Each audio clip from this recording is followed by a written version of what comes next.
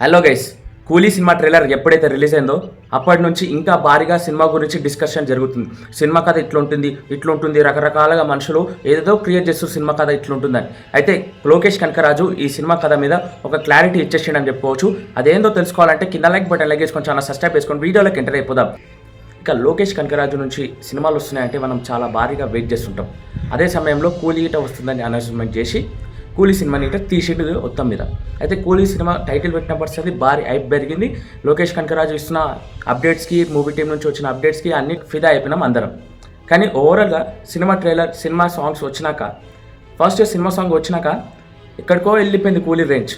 ఆ తర్వాత ఇక కూలీ సినిమా ట్రైలర్ రిలీజ్ అవుతుందా కాదా, సినిమా తర్వాతనే సినిమా ట్రైలర్ రిలీజ్ కాబోతుంది, అలా హైప్ క్రియేట్ అయిపోయింది సినిమాకి. ఆల్రెడీ ట్రైలర్ రిలీజ్ చేసే అవసరం లేదు అని చాలా విచిత్రమైన వార్తలు వచ్చినాయని చెప్పుకోవచ్చు. అయితే లోకేష్ కనకరాజు అదేవిధంగా కూలీ మూవీ టీం వచ్చేసి ట్రైలర్ రిలీజ్ చేయబోతున్నాం అని అధికారంగా అప్డేట్ ఇచ్చేసి కూలీ ట్రైలర్ రిలీజ్ చేశారు. ఇక కూలీ ట్రైలర్ రిలీజ్ చేశాక చాలామంది ఒక్కటే మాట్లాడుతున్నారు, సినిమా ట్రైలర్ యావరేజ్గా ఉంది, ఎక్స్పెక్ట్ చేసినట్టు లేదు.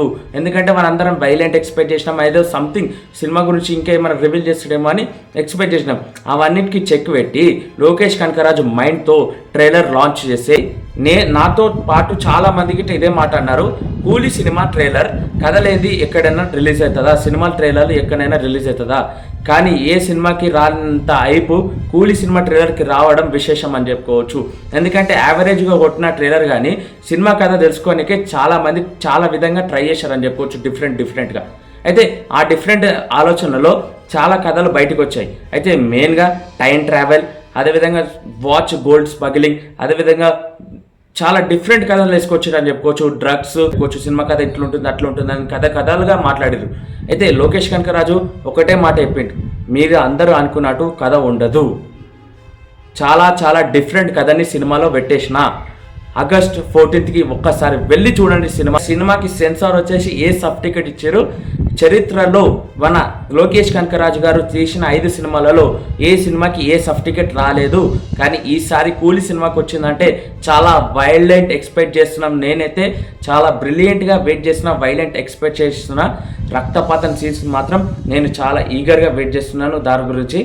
ఇక అదేవిధంగా లోకేష్ కనకరాజు గారు చెప్పిన మాటలు మీ అందరికీ ఎలా అనిపించాయి అనేది ఒకసారి కామెంట్ సెక్షన్ కామెంట్ చేయండి. క్లారిటీ వచ్చేసిందా, సినిమా కథ ఏదో డిఫరెంట్గా ఉండబోతుంది. అన్ని చెప్పిన మాటలకి అన్ని పాత కథలు తీసుకొచ్చి కూర్చోబెడితే కాదు, కూలీ సినిమాలు వేరే రేంజ్లో చూడబోతున్నాం మనం సినిమా. ఇక కూలీ సినిమాకి ఎంతమంది వెళ్తున్నారు ఒక్కసారి కామెంట్ సెక్షన్ కామెంట్ చేస్తాం. మరి మీరు గిట్ట అనుకునే ఉండొచ్చుగా కూలీ సినిమా కథ ఇట్లా ఉంటుందని, మరి ఏమనుకున్నారు ఒక్కసారి కామెంట్ సెక్షన్ కామెంట్ చేయండి. అదేవిధంగా నా మాటలు మీ అందరికీ ఎలా అనిపించాయి అనేది గిట్ట ఒక్కసారి కామెంట్ సెక్షన్ కామెంట్ చేస్తూ ఇక ఛానల్ సబ్స్క్రైబ్ చేసుకొని లైక్ చేసుకొని మరిన్ని అప్డేట్స్ చేసుకొని చేయండి.